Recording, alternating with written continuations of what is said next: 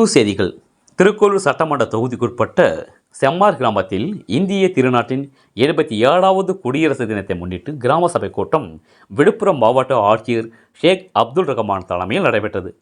செம்மார் ஊராட்சி மன்ற தலைவர் ஷீபாராணி ஏடுமலை அனைவரையும் வரவேற்றார். கூட்டத்தில் முன்னாள் அமைச்சர் பொன்முடி எம்எல்ஏ சிறப்பு விருந்தினராக கலந்து கொண்டு செம்மார் ஊராட்சியில் தமிழக அரசால் கொண்டு வரப்பட்ட நல்ல பல திட்டங்களை பற்றி பொதுமக்களுக்கு எடுத்து கூறினார். அப்போது பொதுமக்களிடம் கேட்டிருந்த அவரிடம் பள்ளிக்கூட கூடுதல் வகுப்பறை கட்டிடம், சுற்றுச்சுவர், விளையாட்டு மைதானம், யானாதிமங்கல் முதல் செம்மார் வழியாக சென்ற அரசு போக்குவரத்தை மாணவர்கள் நலன் கருதி மீண்டும் தொடங்கி வைக்க வேண்டும் உள்ளிட்ட கோரிக்கைகளை முன்வைத்தனர். கோரிக்கை ஏற்ற பொன்முடி விரைவில் நிறைவேற்றி தருவதாக உறுதியளித்தார்.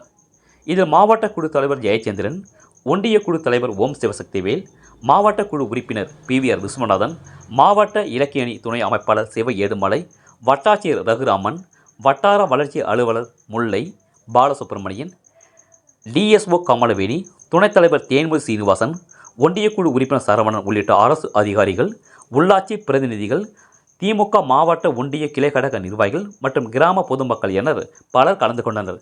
ரேட் நியூஸ் தமிழ் செய்திக்காக திருவெண்ணூர் தாலுகா செய்தியாளர் வெற்றிவேல். செய்திகளை உடனுக்குடன் தெரிந்து கொள்ள ரேட் நியூஸ் தமிழ் சேனலை சப்ஸ்கிரைப் செய்யவும்.